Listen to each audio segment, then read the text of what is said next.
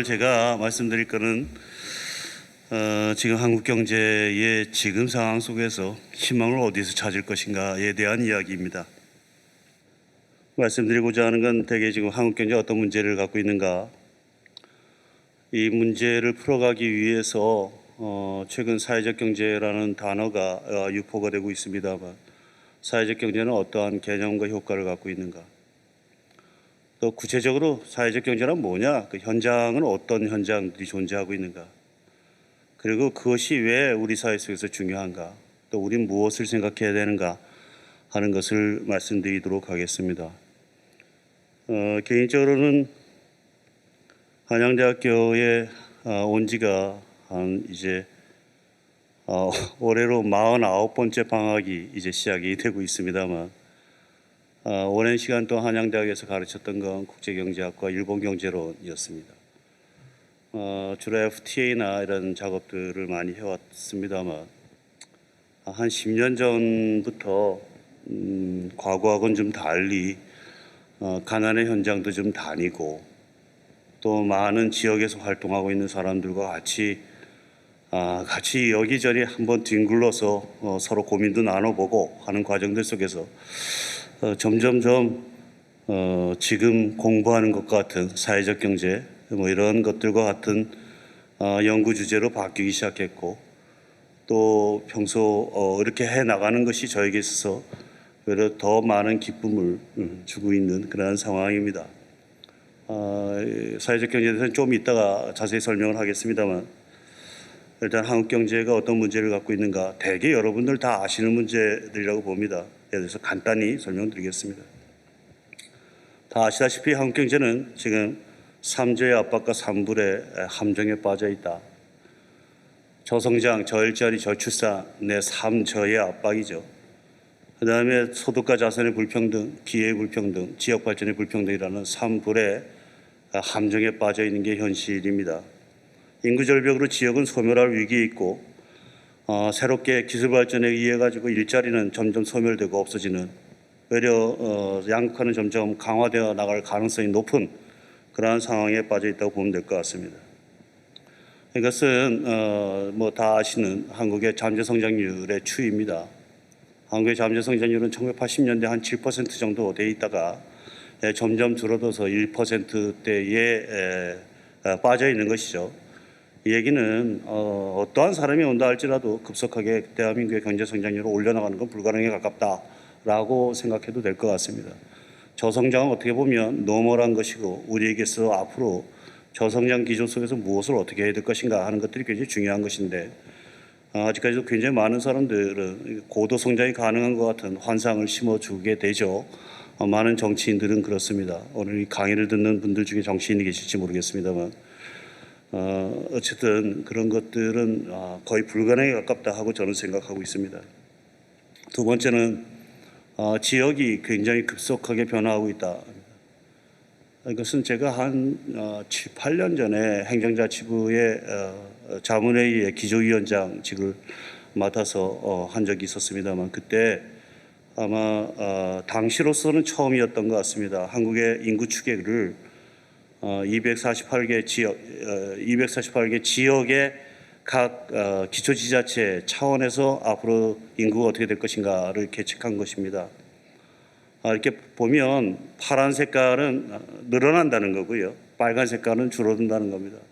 2048년 생각해 보면 아마 경상북도, 특히 중북부, 전라남도 쪽엔 아마 거의 사람이 살지 않는 그러한 형태가 될 것입니다. 굉장히 급속하게 변화하고 있는 것이죠. 이것은 2048년에 인구 5만 명 미만 기자체를 다시 한번 리스트업해서 넣은 겁니다만, 5만 명 미만이라고 얘기하는 건요, 이거 빨간 색깔은 2만 명 미만입니다. 2만 명 미만이면 기본적으로 GRDP, 한 지역에서 생산하고 있는 GDP 중에서 GRDP죠. 생산하고 있는 부가가치의 총액 중에서 공무원이 생산하는 게 반 정도로 보면 될 것 같아요. 공무원이 공무원을 먹여 살리는 형태가 됩니다. 그 지역이 공무원에 의해서 이루어지는 것이죠. 주민은 거의 없는 상태고, 왜 소방서 기타 등등은 유지돼야 되기 때문입니다. 따라서 어떻게 본다면 저희에게 직면한 문제는 단순하게 고령화다, 오늘의 문제가 아니다. 역으로 생각한다면 서울과 경기 주변은 점점 더 젊어집니다. 따라서 서울 주변에 있는 도시에서는 초등학교가 부족하고 육아 시설이 부족하고 그다음에 지방으로 가면 갈수록 고령화가 굉장히 진행이 되고 있는 것이죠. 사람도 없어지고 여태까지 우리가 소위 중앙정부가 있고 도 단위의 소위 광역정부가 있고 기초지자체가 있고 읍면동으로 내려가고 있습니다만 다양한 형태의 행정자치의 전달 체계도 상당 정도 새로운 변화가 필요로 되는 그런 상황에 빠져 있을 것이다. 여기에 다 아시다시피 과학기술혁명에 의해서 일자리는 점점 없어지고 있다. 분명한 것 같습니다. 미국 내에서 대형 로펌에서조차도 변호사들을 소위 로봇에 의해서 소위 AI에서 이것을 운영하는 형태가 되고요. 그다음에 소위 투자 회사도 마찬가지입니다. 아마존의 미케니컬 터크 같은 경우 내에서의 플랫폼 위에서 직장을 모집해서 그들이 각자 자기 단말기 위해서 야 나는 한 3시간 정도만 일할 거야 라고 거기 가서 계약을 하고 3시간 정도만 일해서 봉급을 받는 이러한 형태의 굉장히 임시직 노동자가 점점 늘어날 것이고 이것이 우리와 같은 우버와 같은 우버 드라이버와 같은 형태로 나타나고 있죠. 대한민국에서는 지금 배민부터 시작해서 각종의 배달을 하시는 분들이 갖고 있는 불안한 어떤 직장의 형태입니다. 이것은 새로운 기술 발전에 의해서 상당 정도 일자리가 없어지거나 일자리 자체가 불안정해지는 그런 상태가 되고 있다는 것이죠. 여기에 소위 저성장의 기조 위에 지역의 인구들은 점점 줄어들거나 아니면 고령화가 진행되고 있고 또 하나는 과학기술혁명에 의해서 새로운 형태의 기존의 직업과 환경들이 굉장히 많이 변화되고 있으며 여기에 또 한국 사회 자체가 갖고 있는 독특한 일종의 불안전 요소가 존재하는 것이죠. 한국의 임금 격차가 굉장히 높고 저임금 노동자가 굉장히 많죠.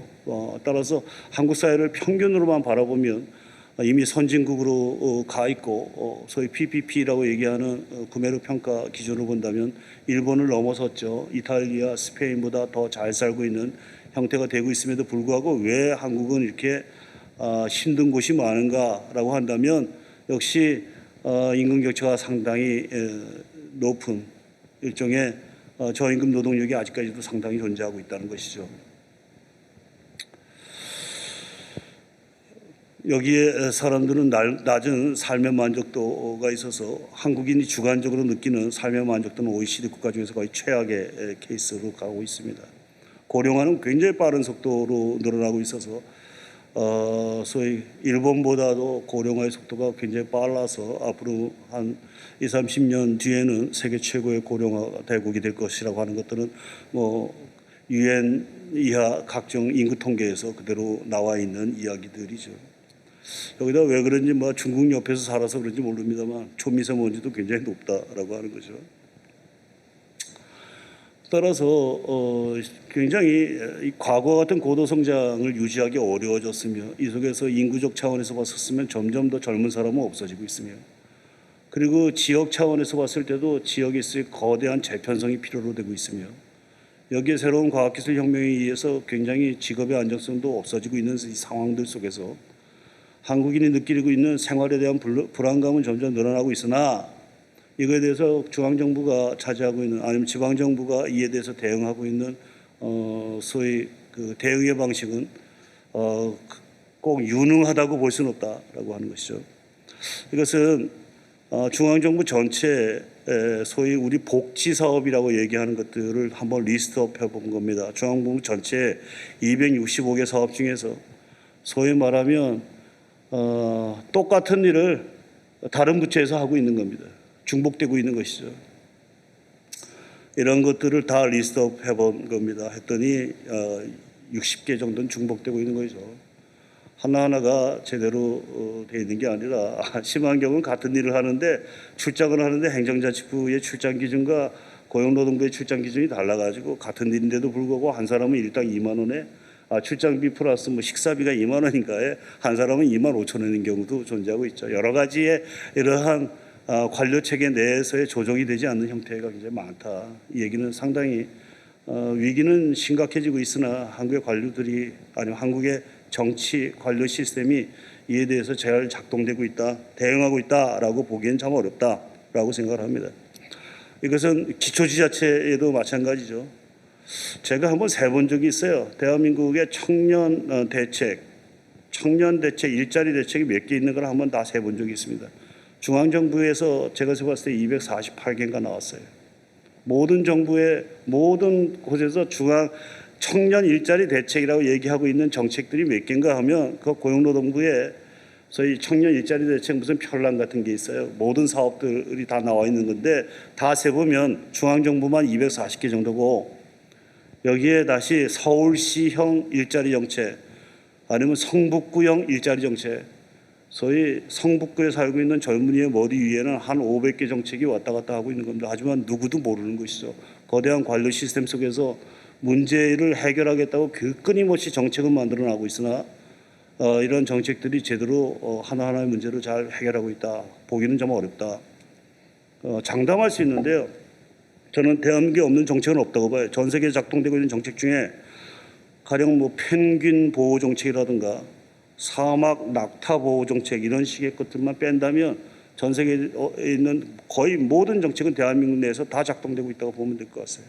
거대한 관료 시스템, 거대한 정책이 한국 사람들 위에 작동되고 있으나 아까 얘기한 대로 성장력이 빨라지는 것도 아니며 우리의 삶의 질이 높아지지도 않는 이러한 상황들이 지금 어찌 본다면 한국 사회가 전체적으로 본다면 레고와 같이 꽉 짜 있는 사회라서 어느 하나를 좀 빼서 다시 좀 재조합을 시켜야 되는데 모든 사람들은 다 자기의 앞에서의 밥벌이와 이익관계에 상당히 민감하게 반응을 하고 있어서 개혁이 참 하기 어려운 상황, 이런 상황에 빠져 있는 것이 아닌가 하는 생각을 하게 됩니다. 이것은 비단 저만이 아니라 많은 분들이 느끼는 그런 답답함이라고 생각합니다.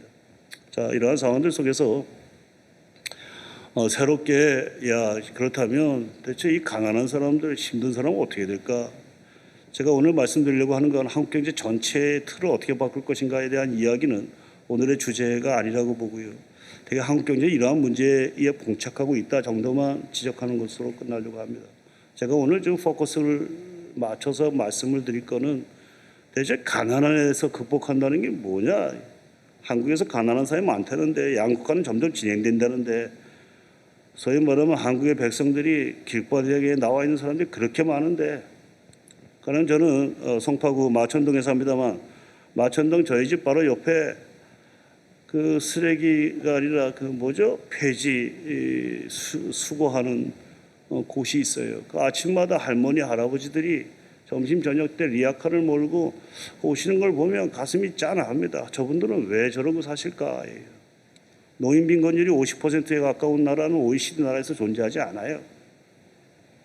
따라서 이미 PPP를 따졌을 때 일본보다 더 잘 살고 이탈리아 수준까지 갔으며 스페인보다 나으며 영국과 독일, 프랑스조차도 우리의 지근거리에 있음에도 불구하고 국민 한 사람 한 사람이 느끼는 아니면 단지 느끼는 게 아니라 국민 한 사람 한 사람의 생활의 레벨들은 그렇게 높지 않더라. 왜 이런 일이 벌어질까에 대한 근본적인 성찰들은 앞으로 필요하겠으나 이거에 대해서 얘기한다면 저의 지식 수준도 낮고 시간도 굉장히 한정되어 있기 때문에 오늘은 가난한 사람을 어떻게 하면 끌어올릴 수 있을 것인가에 대한 이야기만 좀 포커스 맞춰서 말씀드릴 것 같습니다.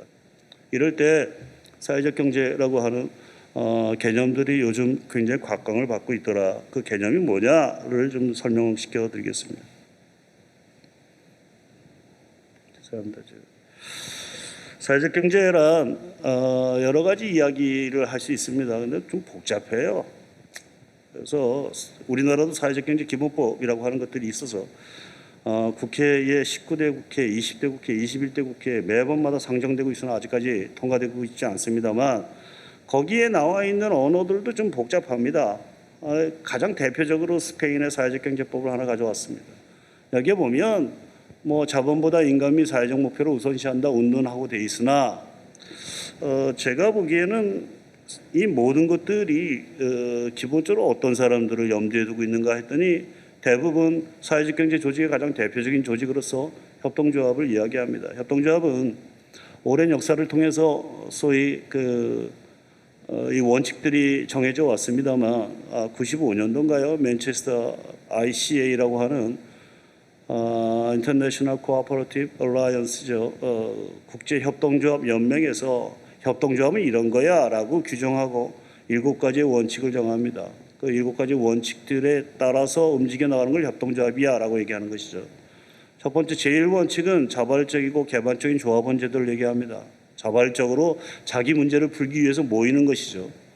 가령 우리 근로자 협동조합은 나의 직장의 문제를 풀기 위해서 모이는 겁니다. 우리나라에도 꽤 있습니다만 여기저기 있습니다만 의료협동조합 같은 경우는 내 의료 수요자들이 조합원으로서 병원을 세워나가는 것이죠. 우리 안성, 안산, 원주 꽤 여기저기 뒤져보면 있습니다.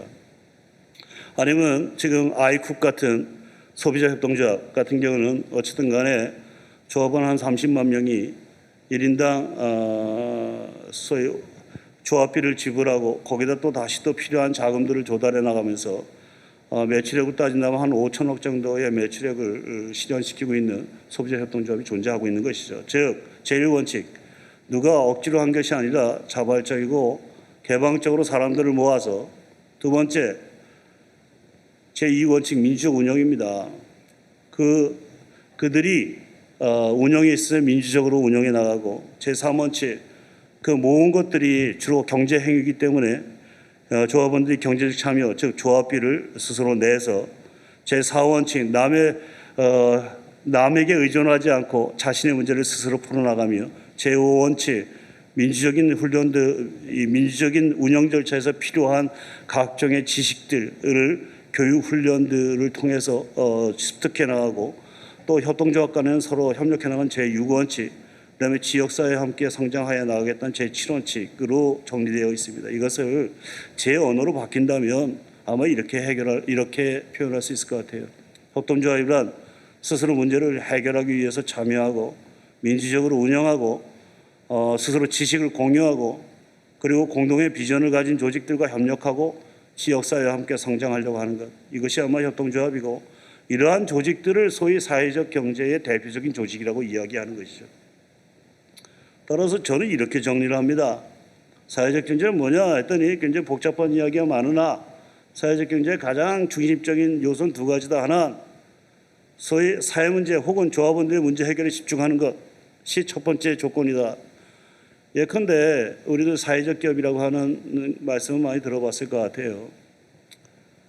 나중에 얘기하겠습니다. 제가 굉장히 자랑스러워 하는 한국의 사회적 기업이 있어요. 우리 성동구에 가면 베어베터라고 하는 기업이 있습니다. 그 발달 장애인이 250명 고용되고 있는 전 세계에서 최고의 발달 장애인 회사예요. 이거는 네이버 창업자 중에 하나였던 김정호하고 같이 그때 인사팀장을 했던 우리 이진희가 둘이서 나와가지고 만든 겁니다. 그들의 목적은 발달 장애인의 직장에 있는 것이지 그걸 통해서 돈을 벌고 있는 것이 아니죠. 이런 사회적 기업은 굉장히 많이 존재하고 있습니다. 우리나라에도 그런 자랑스러운 사회적 기업이 존재하고 있죠. 삼성, 현대, LG만 있는 게 아닙니다.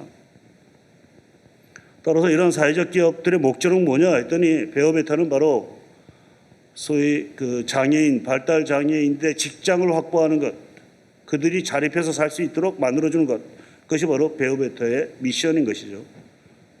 또 아까 얘기한 아이쿱 같은 협동조합은 조합원 스스로가 안전한 소비 행위를 하는 것, 이것이 바로 소비자 협동조합 아이쿱의 미션인 것이죠. 즉 설립 목적이 사회 문제 혹은 조합원들의 문제 해결에 집중하는 것. 두 번째, 그 운영의 원칙이 사람 중심의 민주적 원칙을 따라야 한다는 점. 생각해 본다면 협동조합도 일종의 결합자본입니다. 사업을 하기 위해서 돈을 모으는 방식이죠.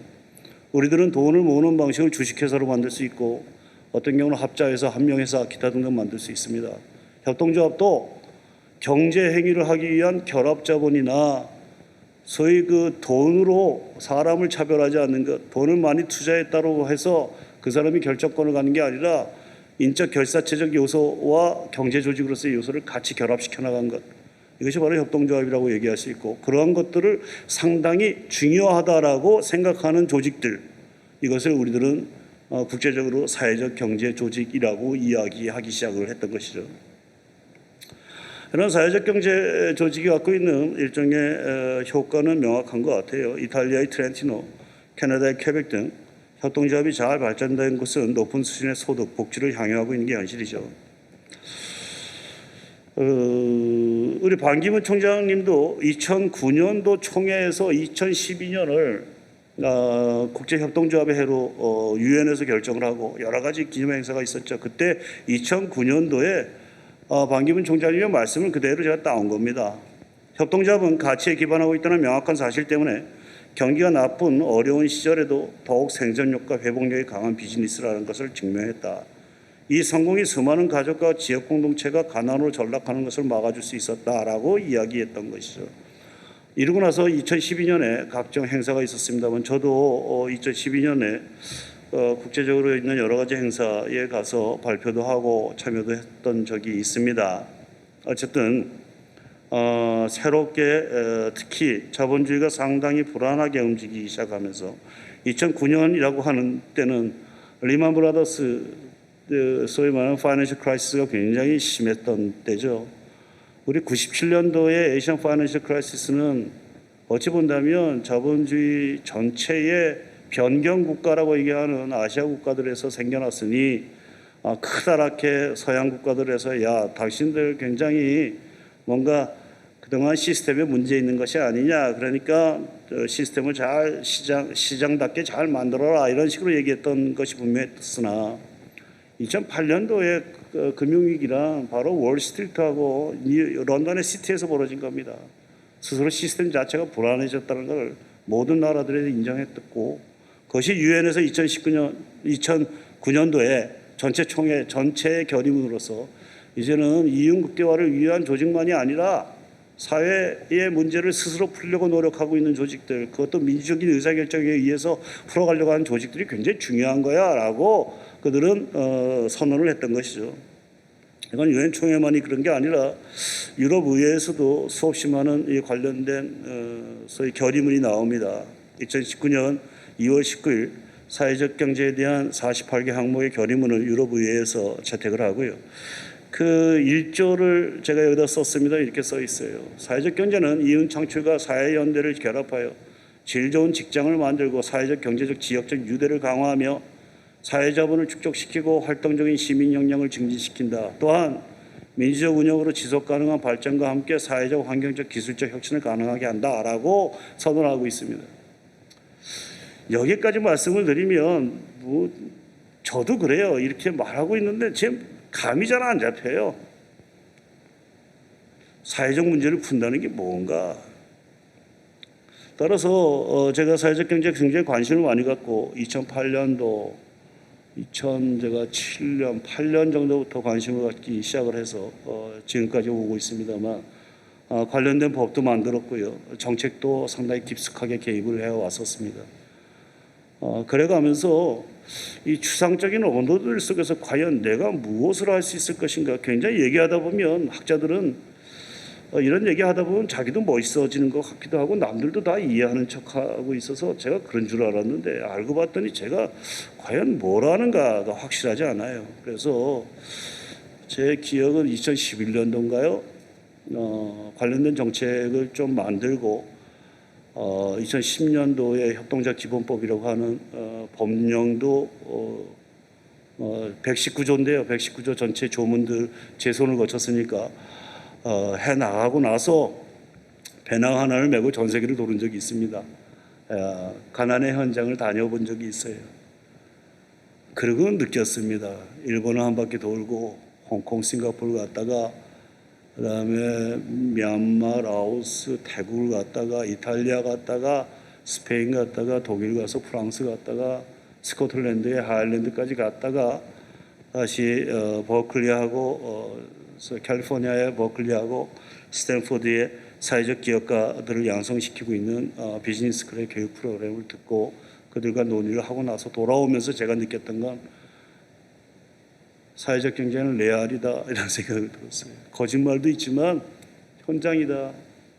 그리고 제가 무엇인가 머리로만 이해했었던 거구나 라는 생각을 했습니다. 그리고 나서 몇 가지 사례를 제가 오늘 좀 가져왔어요.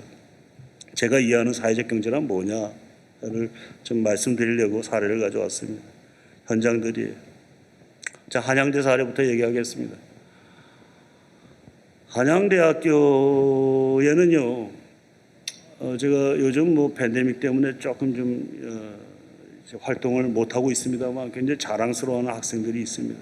아까 사회적 경제란 뭐냐 했더니 자신의 문제 아니면 사회 문제를 풀기 위해서 애초부터 설립의 목적이 그것이며 그 운영 과정을 민주적으로 해나가는 것, 이것이 사회적 경제다라고 제가 말씀을 드렸습니다.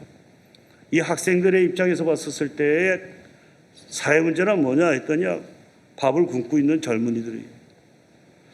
저도 이 친구들의 이야기를 듣고 처음으로 저희 학교에 20몇 년간 교수 생활을 하면서도 보이지 않았던 학생들이 보이기 시작했습니다. 하나는 한양대학교의 서울 캠퍼스에 차상위 계층, 빈곤층이죠. 차상위 계층이라는 뜻은 중위소득의 50% 미만이에요. 그러니까 OECD 기준으로 했을 때 빈곤층입니다. 이 빈곤층들은 학비를 정부 보조로 받고 있으나 이 친구들이 정말 빈곤층이에요. 그러다 보니까 학교에 잘 안 나오거나 아르바이트하고 있어야 됩니다. 그런데 어느 학생이 어떤 현상을 발견했어요.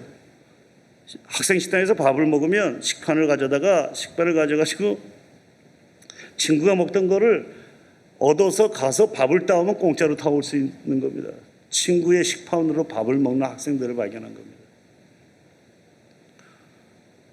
이러고 나서 제가 봤더니 한양대는 서울 캠퍼스만 해도 빈곤층이 1,700명 정도 있습니다. 학부 재학생들의 10%를 넘는 숫자죠. 요즘 그래도 꽤 좋은 학교의 학생들은 다 부자라고 하는데 그렇지 않습니다. 가난한 학생들은 10% 정도가 있고 그들은 밥 먹는데 어려움을 갖고 있는 것이죠. 이 이야기의 시작은 어려운 친구들의 생활을 바라보던 한 학생의 조그만 의문에서 시작하죠.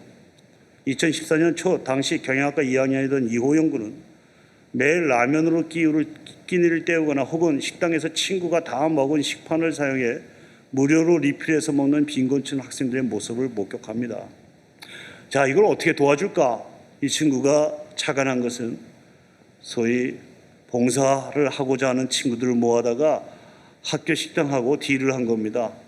1교시하고 3교시 중간에 2교시가 비니까 2교시에 아르바이트를 해줄 것이니 대신 식권을 주세요 라고 한 겁니다. 처음에는 이게 될까 했는데 사회라는 건 참 그래요. 내가 마지막에 말씀드리겠습니다만 인간은 그렇게 나쁜 존재가 아니에요. 애들들이 다 입시 공부에 치들어 있는 줄 알았더니 알고 봤더니 봉사하고 싶어 하는 학생들이 꽤 있었던 것이죠. 그래서 그것이 점점 늘어나서 여러 학교로 퍼지기 시작했습니다. 2017년 기준 총 24개 교가 자발적으로 십시일밥이라고 하는 조직을 만들어서 자신의 공강 시간에 가서 아르바이트를 하고 그것을 가난한 친구들에게 식권으로 나눠주는 일들을 하기 시작했죠. 이게 그 사업 보고서에 나와 있는 이야기입니다. 2018년 하반기까지 누적 식권 환산 금액이 얼마일까 했더니 한 3억 원 정도가 어쨌든 간에 식권으로 나눠줬던 겁니다. 식권이 소위 그 7만 8천 장을 식권을 했던 것이죠. 애들들은 자기 주변에서 이러한 문제를 풀어가는 것, 무슨 일자리를 만들고 엄청나게 뭐 따뜻한 자본주의를 만들고 이런 이야기는 너무 어려운 문제고, 내 주변에 가난한 학생이 있어서 그 학생이 라면으로 기신을 때우거나 아니면 남의 식판을 얻어다 먹는 것이 너무나 보기가 안쓰러워서 내 친구들과 같이 소위 식당하고 계약해가지고 아르바이트를 해서 그들에게 식권을 나눠줄 거야 라고 얘기했던 것, 이게 바로 사회적 경제인 거죠. 우리 주변에 그런 현장으로 꽉 차 있습니다. 이것이 일하는 모습이고요. 자기들끼리 유니폼도 만들어서 즐겁게 일을 합니다. 그리고 나서 그 친구들하고 얘기하다 보면 봉사활동에서 뭐가 좋니? 라고 얘기하면 자부심이에요. 인간으로서의 자부심입니다. 봉사활동은 봉사의 수혜자뿐만 아니라 봉사자 개인에게도 도움을 주죠. 공동체에 대한 연대의식을 강화하고요. 공동체에 대한 연대의식이 있어야 된다고 아무리 얘기하면 뭐합니까? 공동체라고 하는 것들에 대한 감이 있어야 되는데, 공동체가 딴 게 아니라 불쌍한 사람과 같이 살고 있다는 느낌 아니에요.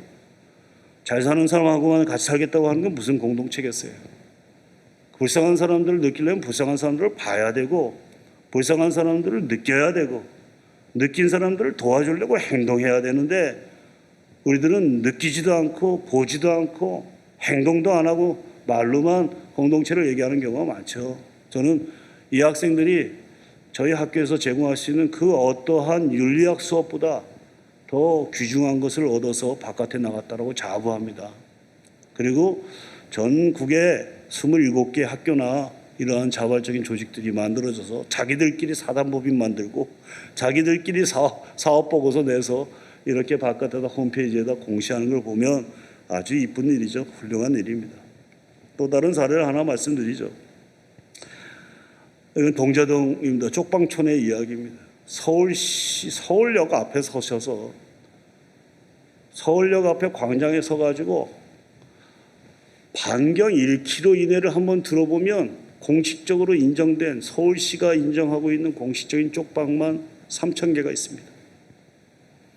세브란스 빌딩 바로 뒤에 그 화려한 네온 사인들 바로 뒤에는 한 평도 안 되는 공간에 살고 있으며, 이 안 되는 공간 속에 공동 부엌과 공동 화장실이 있고 소위 샤워 시설은 존재하지도 않는 창문이 없는 그러한 곳에 3,000개의 방이 존재하고 있죠. 이들은 대부분 신불자입니다. 신용불량자에. 그리고 소위 기초수급을 받고 있는 사람이죠. 우리나라의 소위 국민기초생활보장법에 의해서 기초수급자들의 최대한 받으면 한 70만 원, 요즘 좀 늘었나요? 좀 받게 됩니다. 주택보조가 한 20만 원 되고 나머지 생활보조가 50만 원 정도 됩니다. 50만 원 중에 5만 원 정도가 소위 의료보조가 되겠죠. 따라서 지금 제가 말씀드리는 거는, 따라서 이 쪽방촌에 있는 가격들은 대개 20만 원으로 형성돼 있어요. 방 하나에. 월세를 내고 나머지 45만 원의 생활비를 가진 사람들이 어떻게 희망을 만들어 가는가에 대한 이야기입니다. 이들은 거의 다 신불자이기 때문에 어디 가서 돈을 구할 데 없습니다. 하지만 이들도 인간이에요. 그러다 보니까 경우에 따라서는 지금은 연락을 안 하지만 자기 아들도 있을 수가 있고, 아들이 장가 가면 가가지고 축의금도 낼 수가 있고, 지금은 잘 보필을 못하지만 어머니 아버님 돌아가실 수도 있고, 그들이 가서 돈도 쓰고 싶습니다. 10만 원 정도 자기가 쓰고 싶은데 45만 원밖에 없는 사람이 어떻게 쓰겠어요? 돈을 빌릴 데도 없죠. 이들은 스스로 모은 자금을 모이기 시작했습니다. 45만 원밖에 없는 사람들이 스스로 돈을 모아서 자금을 모아서 이들은 스스로 10만 원, 50만 원의 소액 대출들을 스스로 하기 시작을 했죠. 대출 이자율은 2%입니다.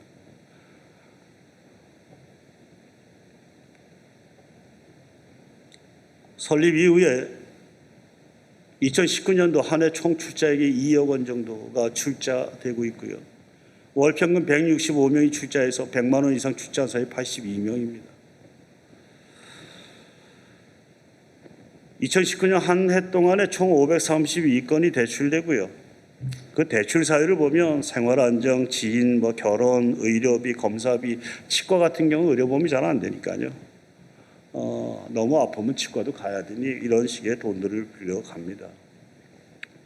저는 처음에 이들을 만나고 나서 가난한 사람들이 스스로 돈을 모아서 스스로 빌려주는 행위를 할 때 먹튀가 굉장히 많을 거라고 생각했습니다. 제가 알고 있는 소위 말하면 공식적인 금융기관의 서민 관련 대출들의 상환율 중에서 이들이 가장 높아요.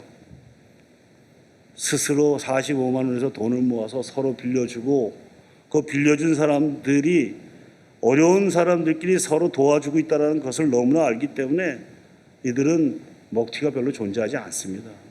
이들의 먹튀는 감방 갈 경우 이런 경우가 되는데요. 어쩔 수 없을 경우가 있겠죠. 여러 가지 사건이 있습니다만 한 가지 놀라운 사실은 이들의 대출 상환율이 극히 높다라는 것이에요. 2019년 정기총회도 합니다. 여러분들은 아마 많은 사람들은 거기 길거리에 들어가기도 참 어려울 거예요. 가면 약간 냄새도 나고 힘듭니다. 하지만 그들은 자기들끼리 이러한 조직을 만들고 정기총회도 하고 회원 415명 중에서 175명이 오프라인으로 참석을 했었던 것이죠. 140명이 출석했어요. 제가 웬만한 협동조합에서 140명 출석하고 있는 협동조합 존재하나? 명목상의 협동조합이 굉장히 많으니까요. 어버이날 행사도 합니다. 추석날 행사해요. 부탄가스 공동구매도 합니다. 마을 대청소도 합니다. 가보면 깨끗해요. 장례식도 합니다. 대체 3,000개의 방송에 거의 모든 사람들이 아픈 사람들인데 하루에 시체가 몇 구 나오겠어요. 그 시체가 냄새가 진동할 때까지 정부가 그들에서 가서 도와줄 것 같아요. 냄새가 진동하고 전화를 하면 경찰서에서 오겠죠. 하지만 사실은 냄새가 진동할 때까지 그 방에 앉아 있는 게 얼마나 가혹한 인생이겠습니까? 이들은 옆에 누가 아픈지를 병문안도 하고 파악도 합니다. 그리고 그 중에 무연고자인 경우 돌아가시고 난 다음엔 연락도 하고 장례식도 치러줍니다. 이게 45만 원 봉급 생활비 가진 사람들의 이야기예요. 병문안도 무진장합니다. 재정구 선생님 저번에 20주기 추모 미사 때 이들은 자기들끼리 돈 내서 하다못해 떡이라도 맞춰서 글로 보냅니다. 신규 회원들 교육도 합니다. 주민 지도자 과정 교육도 하고요. 홍보지도 만들고 합니다. 여기는 안 올려놨습니다만. 저는 그렇게 생각했던 것 같아요. 제가 경제학을 하면서 가난한 사람들은 어떻게 해결할 수 있는가 했더니요. 세금으로 해결할 수 있다고 봤어요. 돈을 주면 해결 안 된다고 생각했습니다. 그런데 이들을 만나고 생각이 바뀌었습니다. 이들이 가장 싫어하는 건 돈만 갖다 주는 거예요.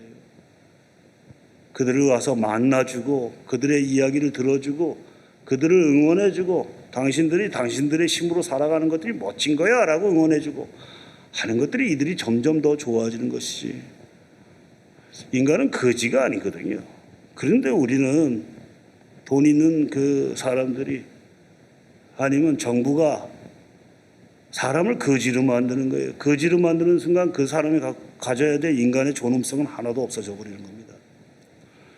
이 선동수는 내가 좋아하는 친구인데 동자동에서 열심히 활동하고 있는 친구예요.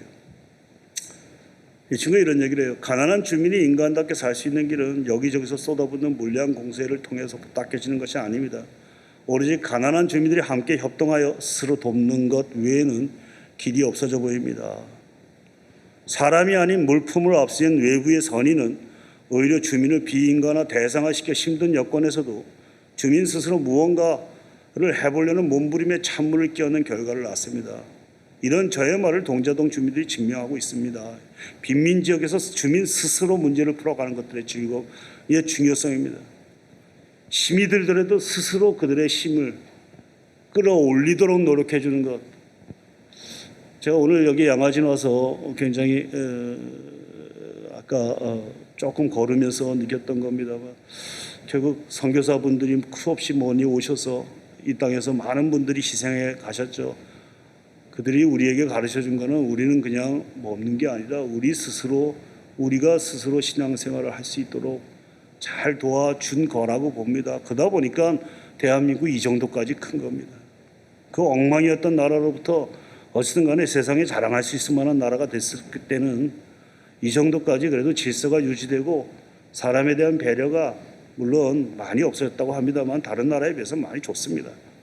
이런 정도의 자랑스러워할 수 있을 정도까지 되려면 수없이 많은 분들이 희생했던 것이고 그들을 한 사람 한 사람을 귀히 여기고 그들로 하여금 거지를 만든 게 아니라 그들의 자립심을 키워져 왔던 것이 우리들의 그동안의 길이었다고 봅니다. 우리도 마찬가지예요. 지금 한국 경제가 굉장히 어렵고 점점 더 빈민들이 많이 쌓여지고 있는데 그들에게 돈을 주면 해결할 것이다. 모든 정치권들은 다 돈으로 해결하려고 그래요. 근데 돈으로 해결해서 안 되는 문제가 있는 것이죠. 그 문제를 이런 그 동자동의 사례를 보면 좀 알 수 있을 것 같아요. 여기 저 갔을 때 사진입니다. 우리 선동수 간사하고 우리 박승민 간사 이들의 봉급도 이들이 45만 원에서 나옵니다. 회비도 내고요. 하여튼 그러고 있습니다. 하여튼 대한민국 뒤져보면 그런 곳으로 천지에 우리들은 마치 개토를 보고 있어요. 동물원을 보고 있듯이 가난한 사람을 보고 있어요. 그 동네 가면 여름에는 선풍기가 필요할 것이다. 그 다음에 거기 혹시 뭐 영양이 부족하니까 뭐 의료 봉사가 필요할 것이다. 그래서 잠깐 한번 가서 봉사하고 끝나는 겁니다. 그리고 그들을 관찰해요. 그 동물원이에요, 동물원. 그들이 진정으로 원하는 건 그들 속에서 한 사람 한 사람의 신들을 한 사람 한 사람의 관심을 가져주는 것이겠죠. 저는 굉장히 기뻤던 게 있는데 제가 책을 하나 쓰고 나서 무슨 출판비를 받은 거라서요. 제 제자들한테 한번 준 적이 있어요. 제자들한테 옛날 제자들한테 야 선생님이 너희들한테 옛날에 얘기했던 것 중에 이걸 책을 썼으니까 너희들이 좀 내가 한 권씩 보내줄게라고 이제 보내줬어요.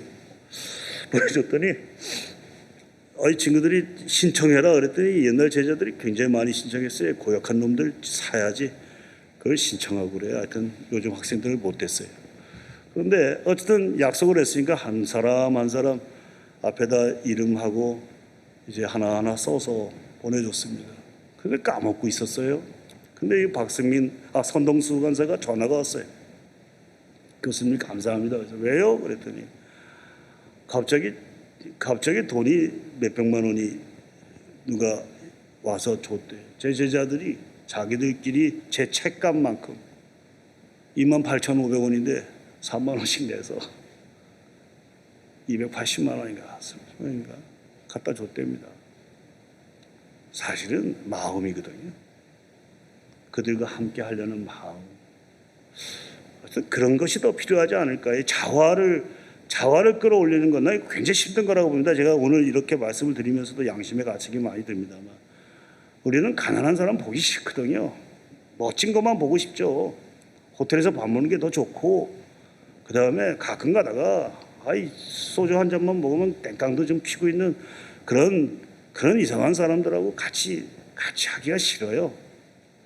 싫은데도 불구하고 가서 그들과 함께 조금의 시간에도 같이 있어 주는 것, 그게 제가 보기에는 돈을 앵기는 것보다 더 그들에게 힘이 된다는 것이죠. 가장 중요한 건 돈이 아니라 그들의 자활의 의욕이다. 이 얘기를 좀 하고 싶어서 이 얘기를 했습니다. 좀 제가 길어지고 있는데 금방 끝내겠습니다. 강의가 1시간 이상 되면 저도 듣기가 힘든데 아무튼 여기겠습니다. 사실 이러한 움직임들은 우리나라 정도 되면 굉장히 많습니다. 저는 운동가의 아들이에요. 강원도 춘천이라는 곳에서 농마주의랑 같이 교육하고 살았던 그런 활동가의 아들입니다. 그래서 대한민국이라는 사회 속에 얼마나 많은 사람들이 이 정도까지 되는 데 있어서 굉장히 많은 노력을 해왔는가 하는 걸 잘 알고 있습니다. 저는 교회도 굉장히 많은 역할을 했고요. 굉장히 많은 역할들을 해왔죠. 그래서 그런 스토리들은 아마 나가려면 굉장히 많을 거예요. 근데 제가 좀 좋아하는 스토리 중에 하나가 원주예요. 원주는 옛날에 우리 박경리 선생도 가 있고 우리 김지아 선생도 가 있었고 다 있었지만 그 이유가 있어요. 원주는 지학순 주교님이 거기 주교님을 하시면서 그다음에 장희순 선생님이라는 대한민국의 아주 걸세출의 어른이 한 분 계셨죠. 그분이 원주회란 지역에서 어른처럼 버티고 있으면서 이것저것 일들을 벌이기 시작을 했어요. 그것이 지금의 원주의 힘으로 나타나고 있는 겁니다. 원주에는 이런 43개 단체가 되나요? 43개 단체가 서로 협력해서 아까 얘기한 이런 사회적 경제의 단체들의 협력을 계속 유지하고 있죠. 왜 그런 일이 벌어졌는가 했더니요. 역시 가난의 대응이에요. 장희순 선생님과 누구죠? 우리 지학순 주교님께서 그 남한강 대홍수가 72년도에 하여튼 원주, 충주 다 싹 쓸어갔던 곳입니다. 아주 엄청난 대홍수죠. 그 처참한 과정 다음에 지학순 주교님이 독일 가서 돈을 좀 얻어오시고 그 돈을 가지고 그냥 나눠준 게 아니라 저희 현지에서 신용협동조합을 만들어서 소위 협동조합으로 이들의 문제를 풀어가려고 노력을 했던 것이죠. 그리고 태백, 광산 지역에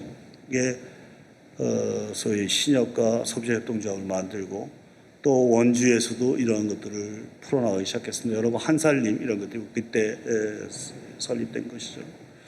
그래가면서 지금 아까 같은 처음에 8개 지역단체가 점점 늘어나서 43개 지역에 하나의 거대한 일종의 협력망을 구축시켜 나가고 있는 것이죠. 안에 보면 재밌어요. 아까 여기 제가 그냥 요 안에 살고 있으면 유치원도 여기다 보내고 여기 안에서 신문도 만들고 그다음에 갈거리 사회적 협동조합은 노숙인들을 위한 소위 사회적 협동조합입니다. 노숙인들도 도와주고 그 노숙인들 도와주는데 친환경 농산물이 필요하면 한살림에서 생산된 걸 갖다 주고 하는 내부적으로 이런 움직임들이 어느 정도 형성이 되어 있는 곳입니다. 장희순 선생님 그리고 지금 이제 자기들끼리 자금도 만들어 가고 있는 것이죠. 장희순 선생님 생전의 모습입니다. 그리고 이들은 앞으로 좀 더 이러한 협력망에 의해서 단순하게 우리들끼리 조그만 일종의 네트워크를 만드는 것이 아니라 원주 시민들이 정말 안심되는 그러한 돌봄 서비스도 받고 복지 서비스를 받을 수 있도록 우리가 좀 노력해야겠다 하면서 우리 박준영 이사장이 저한테 얘기했던 걸 제가 이렇게 따온 겁니다. 근데 이런 것은 우리나라만 있는 게 아니죠. 전 세계 여기저기 있었던 것 같아요. 제가 사회적 경제 현장을 다닌다고 2012년에 전 세계 웬만큼 다녔다 그랬잖아요. 배낭 하나 메고 한 10년 때 좀 다녀왔습니다. 우리 와이프는 출장 간 줄 아는데 출장이 뭐 어디서 나오겠어요. 마이너스 통장이죠. 근데 하여튼 잘 갔다 왔어요. 잘 갔다 와서 제가 굉장히 감동을 많이 받았던 시기입니다. 이건 그 당시입니다. 2012년에 마닐라의 가장 빈민가 중에 거대한 빈민가 중에 하나인 까부야오라고 하는 곳에 직원협동조합으로 만들고 요 협동조합을 만들고 요 조그만 도서관을 만들어서 방과학교를 애들들을 가르치고 여기서 2명이나 3명 정도를 매번마다 중학교 갈 때 장학금을 줘나가는 이것도 까부야오라고 하는 빈민구에서 빈민 슬럼에서 벌어지고 있는 이야기예요. 얼굴도 좋잖아요. 슬럼 사람들인데 사실은 까부야오의 대낮에도 못 들어갑니다. 대낮에 제가 여기 들어갔던 건 여기서 비밀 활동을 하시고 있는 신부님, 미국인 신부님한테 부탁드려서 그분의 안내로 들어갔었습니다만 이런 곳에서도 인간이 사는 곳에서는 스스로 살고자 하는 사람들, 스스로 자존심을 지키면서 나의 문제를 풀어나가려고 하는 사람들이 존재란 말이죠. 아까 동자동 같은 케이스, 아니면 한양대 같은 케이스, 한양대의 학생들의 움직임, 또 마닐라의 이러한 움직임, 이런 것으로 꽤 꽉 차 있습니다. 이거는 일본의 이케부쿠로에 있는 발달장애인의 스파게티 집이에요. 정상인 3분이 발달장애인 10명과 함께 만든 스파게티 집인데 직원협동조합이죠. 잘 만들어가고 있어요. 저는 어찌 보면 뭐 이런 사례들을 쭉 말씀드리면서 저는 대체 제가 경제학을 하면서 그동안 발전이란 GNP라고 잘못 생각했던 것 같아요. 발전이란 GNP가 아닌 거예요. 발전이란 인간 삶에 필요한 요소들, 아마르티아 센이 얘기했듯이 식량, 주거, 교육, 문화, 정치적 자유 등을 보다 높이 향유할 수 있는 자유를 획득하는 과정이다 라고 아마르티아 센은 얘기합니다만 제가 교회도 잘 안 다니는데 제가 교회에서 이런 말씀드리기가 참 그렇습니다만 어렸을 때 주일학교 때 들은 거는 그 기억이 많이 나요. 이거 틀렸으면 목사님들이 좀 용서 좀 해주세요. 주일학교 때 들은 건 예수님이 광야에서 이렇게 고생하고 계시는데 사탄이 와가지고 뭘 주잖아요. 그랬더니 사탄아 물러나라 하면서 사람이 빵으로만 사는 게 아니라 하나님 말씀으로 산다고 말씀하시잖아요. 저는 이 말 정말 맞는 말이라고 생각해요. 우린 빵으로만 사는 게 아닌데 제가 경제학을 하면서 GNP는 빵으로만 생각했던 거예요. 인간이 빵으로만 어떻게 살아요? 개인의 자존심도 있고 사회적 관계도 있고 경우에 따라서는 남을 위해서 희생하는 것도 있고 굉장히 많은 거잖아요. 발전이란 그 모든 것들의 총체인 겁니다. GNP가 아닌 거예요. 근데 우리는 그동안 GNP만 생각했었고 저도 경제학 석사 박사 학부 석사 박사를 마치고 한양대학에서 경제학을 가르치고 있는 동안에도 어느 순간인가 GNP 중심으로 사고했다는 겁니다. 근데 눈을 돌아보면 아까 그 빈민들에게 필요한 건 돈이 아니에요. 인간으로서 인정받는 겁니다. 사람으로서 자기들끼리 처음으로 인생에서 협력해서 새로운 조직을 만들고 서로를 도와주고 했었을 때 느껴지는 그 기쁨을 만끽해 보는 거예요. 그러니까 얼굴들이 밝아지고 자신감이 생겨나는 겁니다. 큰 소리도 빵빵 치는 거예요. 큰 소리도 빵빵 못 치고 의도만 먹으면 큰 소리를 어떻게 쳐요? 자기가 스스로 만든 무엇인가가 있어야 되지 큰 소리를 치는 것이죠.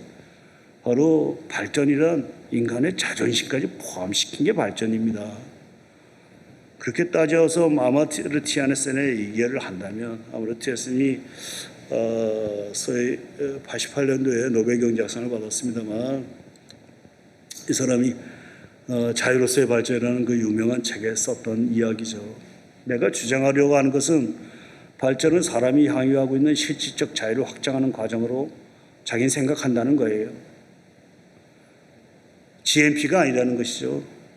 따라서 발전을 위해서는 부자유한 주요한 원인들이 제거되어야 되죠. 가난, 독재, 빈약한 경제적 기회, 구조적 사회적 박탈, 공공시설의 방치, 억압적인 정부에 의한 과도한 간섭과 불관용 이런 것들을 얘기한 거예요.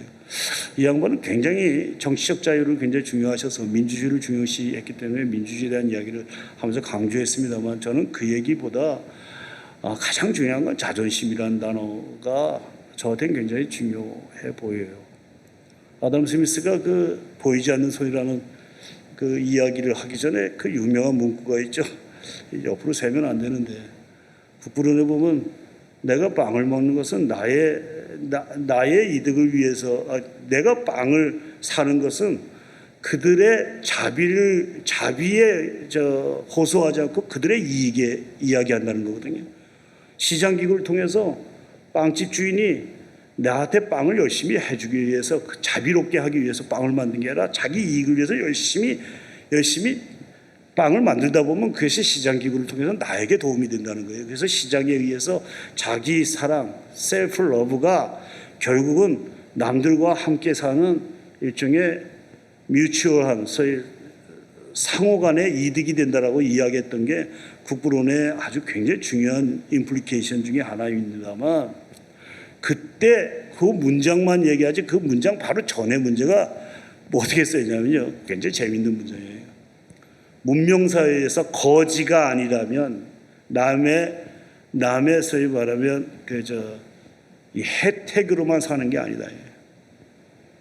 문명사회에서 가장 중요한 건 셀프 러브가 시장기구를 통해서 서로 교환되는 것이다 라는 얘기를 하는 건데 거지가 아니라면이에요.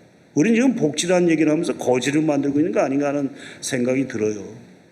여기에 대해서는 하여튼 어떤 식의 정책을 펴나갈 것인가에 굉장히 많은 고민이 앞으로 필요할 것 같습니다만 저도 가장 중요한 건 그들의 자활의 능력들을 끌어올리는 것이 가장 중요하다라고 생각을 하게 되죠. 이 얘기를 하는 건 저는 우리 사회 속에서 어쨌든 간에 아까 한양대학에서 벌어졌던 십시일갑의 이야기 그리고 우리 동자동 쪽박촌에서 벌어지고 있는 그들의 금융협동조합의 이야기, 원주에서 남한강 대홍수 이후에 벌어졌던 각종의 협동조합적인 협력들, 그리고 우리 주변에 굉장히 많은 나라에서 벌어지고 있는 이런 이야기들이 대체 무엇을 얘기하고 있는가? 저는 사람은 단순히 경제적 이익에만 반응하는 호모 에코노미쿠스가 아니기 때문이에요. 우리는 호모 에코노미쿠스가 아닌데 경제학 교과서 처음에는 호모 에코노미쿠스라는 가정을 두고 생각하죠. 경제학은 소위 이윤극대화, 효용극대화를 위해서 움직이는 경제 주체들의 법칙들을 잘 드러낸 것, 잘 설명해 나가는 것, 마치 그것이 경제학인 것처럼 생각하지만 이윤만 위해서 사람이 살아간다면 또 효용만 위해서 살아간다면 그것이 소시오패스죠. 나쁜 사람이죠. 우리는 왜 나쁜 사람이 아니죠. 우리는 갖고 있는 인간은 자기 이득을 위해서 살아가기도 하지만 보다 다른 한편에서는 굉장히 윤리적인 존재입니다. 인간은 노동을 통해서 증진되는 자기 실현의 기쁨, 동료와 연대하는 동행의 즐거움, 이런 뜨거운 감정을 지닌 존재죠. 어찌 보면 사회적 경제 조직이라고 얘기하는 것들, 사회 문제 아닌 우리의 문제를 스스로 풀겠다고 같이 협력하면서 민주적인 방식에 의해서 하나하나 풀어가려고 하는 게 이상한 게 아니라 지극히 인간의 본성을 반영한 지극히 현실적인 현실에 뿌리박고 있는 조직이라는 것입니다. 저는 저한테는 이것이 너무나 자명한 사실인데 때때로 저도 그랬고 우리 모두 이것을 잊어버리고 있다고 봐요. 시장에서 작동되는 모든 경제체는 오로지 이윤만을 위해서 움직인다고 잘못 생각하는데 그런 세상이 어디 있어요. 애덤 스미스가 이런 세상에 대해서 도덕감정론 제7편에 Fatherless World라는 단어를 써요. 아담 스미스의 감정, 남에 대해서 심퍼시가 없는 것, 내가 하는 행위를 남의 눈으로, 역지사지의 눈으로 다시 보지 못하는 것, 이런 것들이 일반화된 사회를 아버님 없는 세상, 지옥이라고 표현합니다. 아담 스미스가 그렇게 나쁜 사람이 아니에요. 즉 인간은 이득관계대로 움직이지만 그 이득이라는 것들은 상호 이득이라는 것들의 균형을 맞춰야 되고, 그 상호 이득의 균형을 맞추기 위해서 내가 갖고 있는 게 뭐냐 했더니 최소한 가난한 사람을 보면 가난한 사람이라고 느낄 수 있는 심퍼시, 동감 능력과 내가 이거에 대해서 무엇인가 해줘야지 생각하는 impartial spectator, 나를 바라보고 있는 불평부당한 새로운 양심이라는 존재. 인간은 양심이 있고 남과 관련된 소위 동감 능력이 존재하고 있는데 우리는 그동안 GNP를 올리는 게 발전이라고 생각하고 있고, 인간 스스로가 시장 속에서 자기의 이득만을 최대화시키는 것이 바로 인간의 행동인 양 저는 생각해 왔다는 것이죠. 여기 계신 목사님들은 안 그러셨을 것 같은데, 따라서 저는 오히려 시장기구라고 하는 것은 이기심과 동감이라고 하는 게 같이 어울려서 가는 것이 아닌가. 마치 좌와 우의 날개가 함께 날아와야 사회가 균형적으로 발전되어 가듯 이기심과 도덕감정의 두 힘이 어우러져야 인류 사회는 풍요로움을 실현할 수 있는 것이죠. 그리고 사회적 경제란 이런 도덕감정을 지속 가능한 방식으로 실현시켜내는 중요한 수단입니다. 우리 사회에서도 이거와 관련된 건 많죠. 의료법치 공동체 많습니다. 의사를 믿지 못할 경우가 많잖아요. 의사가 말씀하신 게 이게 맞는 말인지 모르잖아요.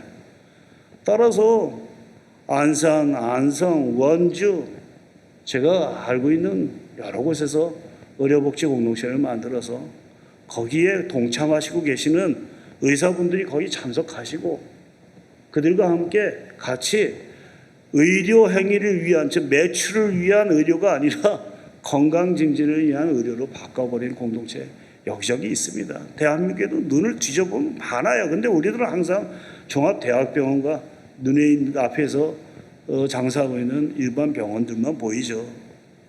사회를 다시 다른 눈으로 바라보면 우리 사회 속에서 이런 의료복지 공동체가 많이 존재합니다. 아까 얘기한 베어베타, 전 자랑스러워요. 대한민국에 삼성도 자랑스럽지만 발달장애인 240명, 50명을 고용하고 있는 기업이 대한민국에 존재하고 있다는 형태가 너무나 자랑스럽습니다. 250명 고용하려면 엄청난 이노베이션이 필요합니다. 애들들을 어떻게 배치 전환시켜야 되고, 작업은 어떻게 분할시켜야 되고, 돌발 사태에 대해서 애들들은 어떻게 대응해야 되며, 주로 이들이 무슨 복사지 만들고 배달, 꽃 배달도 하고 커피도 하고 여러 가지를 합니다만 사실은 240명이 고용되어 있는 것이죠. 그리고 이런 기업들 뒤져보면 여기저기 꽤 와글와글 튀어나옵니다. 그리고 젊은이들은 이런 기업들을 하겠다고 여기저기서 공부하기 시작을 하고요. 또 친환경 먹거리를 위한 I급 생협 같은 경우도 있죠. I급 생협 아까 5천억 정도의 매출액이라고 얘기했습니다만 조합원 30만 명이에요. 여기저기 한 250개 되나요? 250개는 안 되죠. 조합이 250개고 한 70몇 개 정도 되나요? 여기 자연드림이라고 하는 매장들 혹시 가보셨습니다만 한번 기회 되시면 가보시고요. 물건 좋습니다. 그리고 현실적으로 조합비도 자체적으로 납부하죠. 저는 굉장히 자랑스러운 대한민국의 전통이라고 봅니다. 조합비를 5만 원만 내면 되는데 조합비 5만 원만 내면 대체 아니까 조합비죠. 출자금 5만 원만 내면 그 설비 투자는 어떻게 합니까? 필요한 자금이 있겠죠. 따라서 자주적으로 돈을 더 내려고 합니다. 그게 바로 책임 출자원이고요. 책임 출자원이 1인당 평균 출자금이 300만 원 정도 되고 그게 한 3만 명 됩니다. 저는 전 세계 협동조합 역사 중에 정말 드문 케이스인데 일반 소비자 협동조합에서 소위 3만 명 정도 가까운 인원수가 300만 원 정도 되는 각자 돈을 내가면서 소비자 협동, 즉 안전한 먹거리를 위해서 같이 노력하려고 하는 사람들. 5만 원 낸 사람도 300만 원 낸 사람도 1인 1표인데도 불구하고 평균 300만 원을 내고 있는 사람들이 3만 명 있다는 현실에 대해서 저희는 굉장히 자랑스럽게 생각해야 될 것 같아요. 저는 한국에서 벌이고 있는 시민공동체의 각종 시도들이 일종의 시장과 정부의 실패를 보완하고 한국인의 삶의 질을 높이는 중요한 원동력이 될 수 있다고 생각하고 그러한 측면에서 그러한 것들이 점점 좀 더 발전됐으면 좋겠다 이렇게 생각하고 있습니다. 마무리로 들어가 있습니다. 저는 간단한 책을 하나 쓴 적이 있어요. 사실 이런 책을 쓰는 걸 별로 원래 이쪽이 전공이 아니다 보니까 책을 쓰는 걸 좀 염려하고 있었는데 하도 이제 과도 만들고 제자들도 많아지니까 제자들한테 뭔가 설명을 해줘야 될 필요가 있어서 제자들을 위해서 쓴 책 중에 하나가 자유로서의 사회적 경제라는 책입니다. 저는 사회적 경제라고 하는 조금 전에 얘기했던 이러한 것들이 우리를 굉장히 자유롭게 만드는 중요한 기반이라고 봐요. 그것이 경제 행위니까 부와 일자리를 창출하고요. 그 다음에 정치적으로도 민주주의 훈련 장소로 기능함으로써 사회적 연대감이 높아지고 구성원에게 삶의 보람과 자부심이 생겨나게 됩니다. 저는 아마티아 셀이 얘기했던 발전이란 사람들의 실질적 자유를 확대하는 과정이라고 하는 것을 정말 철저히 믿습니다. 발전에는 단순히 국민소득만을 얘기하는 게 아닙니다. 사회적 안전망, 민주적 가치, 공적 시민적 참여 과정에서 나오게 되는 인간으로서의 자부심, 공동체의 소속감, 이런 다양한 영역을 포함하는 것이고요. 이 다양한 영역을 어떻게 끌어올릴 것인가 하는 게 저희들의 과제인 것이죠. 단순하게 GNP의 문제가 아닌 것입니다. 그리고 그것 속에서 가장 중요한 건 가난한 사람이나 부자나 능력이 있는 사람이 없는 사람이나 모두나 자기 인생에서 스스로 참여하고 책임질 수 있는 그런 기쁨들을 느껴나가는 것. 인간으로서의 자존감을 확보하고 인간 속에서 사람들과 같이 무엇인가 꾸며나가는 그러한 형태의 뭔가 경험을 쌓아나가는 것. 이것이 굉장히 중요하다라고 저는 생각하고 있습니다. 그래서 책의 이름을 사회적 경제라고, 자유로서의 사회적 경제라고 붙였던 것은 사회적 경제야말로 개개인의 경제적, 사회적, 정치적 삶의 질을 끌어올려서 사람들이 향유하는 실질적 자유를 한 단계 끌어올리는 중요한 통로라고 생각하기 때문이었던 것입니다. 그래서 책 속에서 이야기했던 아주 그 메시지는 딱 3개입니다. 경제 발전의 목적은 사람을 자유롭게 하는 데 있다. 그 자유의 확대에는 단순한 경제적 필요만을 얘기하는 게 아니다. 정치사회적 투명성, 공동체적 배려, 개인의 자부심까지 포함한 보다 포괄적인 내용을 갖는다. 이게 첫 번째 주제입니다. 기존의 경제발전론과 관련된 이야기들을 풀어가면 이거에 대해서 제 생각을 얘기했던 게 첫 번째 주제였던 것 같아요. 두 번째는 그 사람을 자유롭게 하는데 사회적 경제는 의회의 자유를 확대하는 중요한 통로다. 사회적 경제란 일자리 마련과 사회 서비스 공급 등 사회적 필요를 지속가능한 방식으로 충족시킬 뿐만 아니라 그 과정 속에서 굉장히 사람의 자부심도 끌어지고 사회도 좀 더 따뜻하고 행복해질 수 있다. 그리고 이러한 사회적 경제는 진보적 경제 정책이 성공하기 위한 전제 조건입니다. 복지 증대를 가져올 것. 저는 복지가 예산으로 되는 줄 알았어요. 제가 사회적 경제로 관심이 이동하게 된 가장 큰 원인이 2008년도, 7년도에 젊은 경제학자들이 다 모여서 한국형 자본주의 모색이라는 거대한 프로젝트를 돌렸고요. 그 거대한 프로젝트에 소위 한 14개 분과가 있어서 그 14개 분과의 철저한 토론을 전체를 관통하고 있는 한 100쪽짜리의 포지셔닝 페이퍼를 써나가는 것이 저의 미션이었습니다. 그래서 그 기획위원이 5명 있었고 그 기획위원 5명 중에 초안을 제가 만들기로 했는데 제가 결국 결론을 못 냈어요. 14번 세미나를 다 듣고 전체를 관통하고 있는 건 딱 하나예요. 대한민국은 어려워질 것이고 어려워진 나라 속에서 복지국가 만들어야겠다. 이건 알겠어요.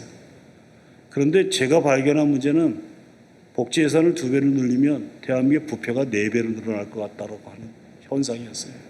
우리는 예산이 늘어나면 복지가 늘어날 거라고 생각했으나 예산이 늘어나면 아까 얘기한 대로 거대한 관료기구에 의해서 정책만 더 늘어나고 사람들은 거기에 의존적으로 변해버리고 이것이 무엇인가 하는 생각이었습니다. 그 다음부터 어떠한 솔루션도 찾지 못해서 결국은 그 프로젝트의 전체 결론을 내지 못한 채 그냥 14번의 세미나 결과만 그냥 해서 우리 끝내버린 적이 있었습니다만 결국은 가장 중요한 건 뭐냐 했더니 진보적 경제정책, 즉 사람의 복지를 확대시키고 해나가는데 가장 중요한 건 복지를 국가가 당연히 도와줘야 되겠으나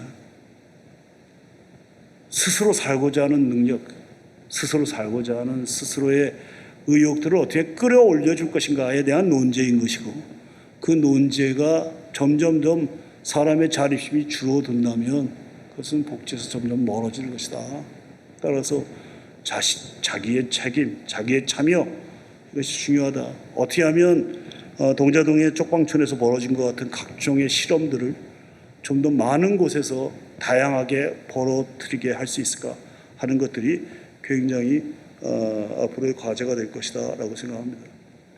마지막으로 제가 아마 죄송합니다만 원래 교회에서는 예수님이라고 해야 되지만 예수님도 좋아합니다. 예수님 좋아하고 뭐 어머니 아버님 어렸을 때부터 많은 기도를 저를 위해서 하셨기 때문에 예수님도 좋아하지만 아직까지 돌아가지 못한 탕 아래서 잘 교회는 못 가고 있습니다만 어쨌든 간에 예수님도 참 좋아합니다. 근데 그냥 살면서 좋아했던 사상가가 있다면 잔스트 밀인 것 같아요. 밀의 언어 중에 가장 좋아하는 언어가 이거예요. 그냥 읽겠습니다. 어떤 사람이 외형적인 조건은 상당히 괜찮은데도 자신의 삶을 충분히 즐기지 못하고 그에 따라 삶 자체가 그다지 풍요롭지 않다면, 번듯한데 풍요롭지 않다면 그것은 그 사람이 자기만을 알지 다른 사람들을 아끼고 배려하는 마음이 부족하기 때문이다. 공적이든 사적이든 애정을 쏟을 일이 없는 사람의 입장에서는 삶을 흥분시킬 만한 것이 훨씬 적다. 우리의 삶을 불만족스럽게 만드는 첫 번째 원인은 이기심이다. 그리고 그 다음은 정신교양의 부족이다. 이거예요. 우리를 불행하게 만드는 두 가지 요인은 첫 번째는 이기심이고 두 번째는 무식함입니다. 우리들은 인간으로서 이기심을 극복할 수 있는, 어떻게 보면 이기심이 아니라 남들과 함께 살고 있는 곳 속에서 나의 자부심도 확대되고 남들과의 일종의 신뢰도 확대될 수 있는 그러한 가능성이 충분히 있고, 지적 교양이란 그런 것들을 잘 해왔던 사람들을 잘 생각해 나가는 것, 그게 지적 교양이겠죠. 소크라테스에서 뭘 배우겠어요? 저는 학생들한테 굳이 읽어야 될 책이 3권만 있다면 3권만 읽어라. 민주주의자가 읽어야 될 3권의 책은 하나는 공자다, 논어다, 두 번째는 소크라테스의 변론이다, 세 번째는 자유론이다, 이렇게 얘기하는데, 공자는 옳다는 것을 위해서 20몇 년간 노숙자 생활을 한 겁니다. 천하주의란 당시에서 노숙자 생활이에요. 그 험난한 고난 속에서도 바로 인이라고 하는 사랑을 실천하기 위해서, 사랑을 전파하기 위해서 그걸 헤매고 다녔던 것이죠. 그러고 나서 그것이 굉장히 즐거운 일이라고 얘기했던 거예요. 화내지도 않고 즐거운 일이라고 논어 속에서는 끊임없이 써 있어 억울해하지 않고 이것이 내 길이고 굉장히 즐거운 일이라고 이야기하고 있죠. 저는 이기심을 극복한 미래에서 얘기한다면 이러한 이기심을 극복한 또 즐겁게 이것을 극복하고 해 나가려고 하는 아주 대표적인 사람 중에 한 분은 공자님이라고 봅니다. 소크라테스도 뭘 했는가 했더니 옳은 걸 위해서 죽잖아요. 죽기 바로 전날 친구가 와서 야 이제 도망갈 길 다 마련했으니까 너 도망가라 라고 얘기하죠. 그게 파이돈인가 아니에요? 그런데 자기는 안 가잖아요. 죽는 날도 제자들이 다 몰려와서 이제 그만 도망가셔도 되는데 일단 안 가잖아요. 그래놓고 옳은 길을 위해서 죽어가는 사람의 이야기를 담담하게 얘기하다 죽어가는 거 아니에요. 그리고 그런 옳은 길을 위해서 죽어가는 사람들, 뭐 죽을 필요는 없으나 옳은 길을 위해서 일을 해 나가는 것들의 즐거움, 이것을 아마 가장 잘 이야기했던 서양 철학자 중에 한 사람이 있다면 저는 존 스튜어트 밀인 것 같아요. 존 스튜어트 밀의 공리주의론에 나오는 소위 사회성이라는 개념입니다. 인간은 각자 살고 있는 각의 개별적인 능력을 확대시킬 뿐만이 아니라 사회 속에서 사회와 함께 살아가면서 공적인 일을 함께 해나가면서 인간이 인간으로서 성숙해져 나가는 것, 그것의 즐거움, 이것을 얘기했던 것이죠. 그런 차원에서 봤을 때는 저에게서 사회적 경제란 존 스튜어트 밀이 이야기했던 사회성이라는 개념하고 똑같은 것이고 사회 문제, 주변의 문제에 대해서 느끼고 그것을 도와주려고 같이 행동해 나가는 것, 아니면 내 스스로의 문제를 남에게 의존하지 말고 내 스스로가 해결하려고 노력해 나가는 것, 이것이 바로 사회적 경제다. 그리고 그것이 이제부터 제가 보기에는 대한민국 복지를 어떻게 뭘 기본소득을 만들고 뭐든 상관없이 그런 것들을 잘 확대시켜 나가는 게 대한민국에 있는 사람들의 행복을 증진시키는 가장 중요한 요소다라고 저는 생각하고 있습니다. 이것으로 제가 강의는 마치도록 하죠. 예, 마치겠습니다.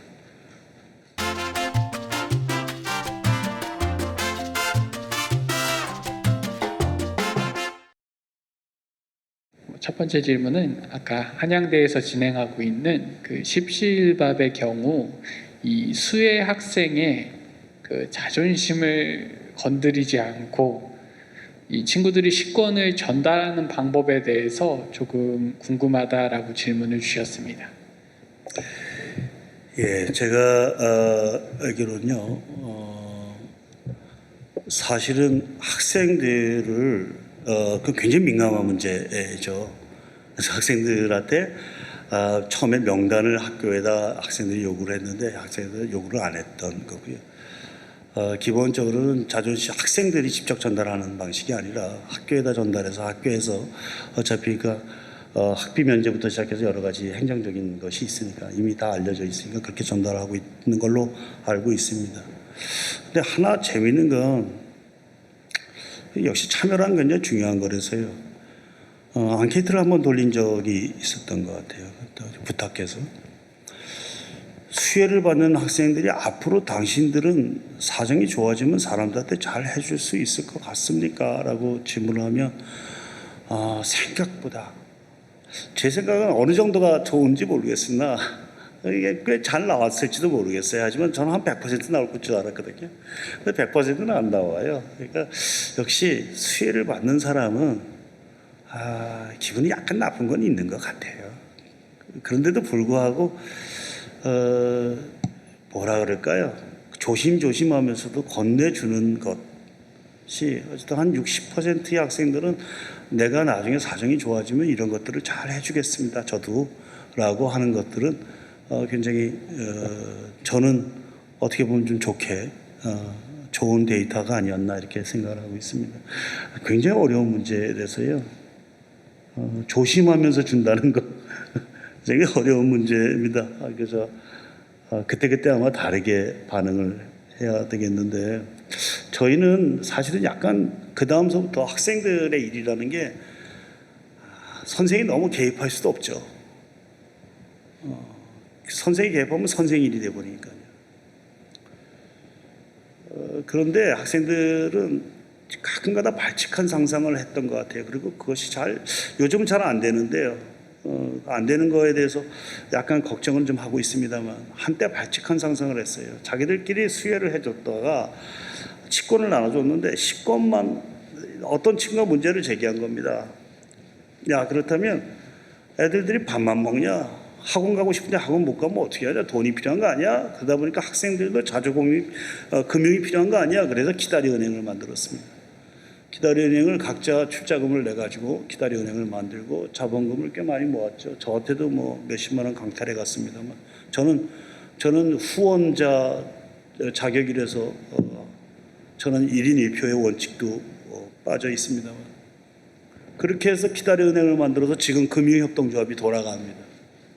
그럼 한 번 내가 물어봤어요. 야, 걔네들 돈 없어가지고 먹튀하면 어떻게 하니? 라고 물어봤거든요. 그랬더니 한 친구 대답이 한양대 졸업장이 몇십만 원보단 셉니다. 이렇게 얘기해요. 레퓨테이션이 굉장히 있다라는 거죠. 필요하다는 거죠. 이런 발칙한 상상들을 해나가면서 만들어 가는데 학생들은 한 3, 4학년만 되면 취직에 이제 다 목매가게 되고 여유가 없어지게 되는 것 같아요. 우리 사회가 학생들로 하여금 너무나 많은 부담을 주게 해서 1학년, 2학년 때는 굉장히 발칙한 상상으로 여러 가지 일들을 벌여나가는데 3학년만 되면 제 경험에 의하면 특수한 애들 몇 명 빼놓고는 다 떠나버리는 이걸 어떻게 유지 가능하게 할까 이런 것들도 아마 정책적으로는 고민해야 될 그런 이야기가 아닐까 생각합니다. 교수님, 오늘 강의가 크게 공부가 되었습니다. 질문 하나 드리면 개발도상국에서 선진국으로 발전하는 과정에서 오히려 양극화는 가속되고 있는데 이 한양대의 사례, 또 동자동의 사례, 이 원주 사례 등을 창출하기 위해서 이 양극화의 가속화 속에서 어떤 교육들이 조금 수반되어야 할지 질문을 주시면서 덧붙이신 게 그 마음을 끌어올릴 수 있는 이제 그 동의를 하는데 과거보다 더 어려워진 게 아닐까라는 질문을 주셨습니다.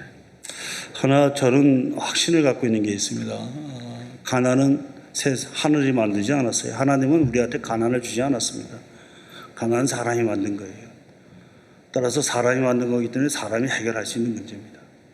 우리들은 마치 사람이 없는 상태로 경제학에서 그런 얘기 많이 하죠. 경제학에서 흔히들 얘기를 하기에 소위 불평등이 경제발전 과정 속에서 불평등은 점점 늘어났다가 그 다음에 줄어들 것이다. 이게 쿠츠네트의 역유자 가설이라고 얘기하는 거예요.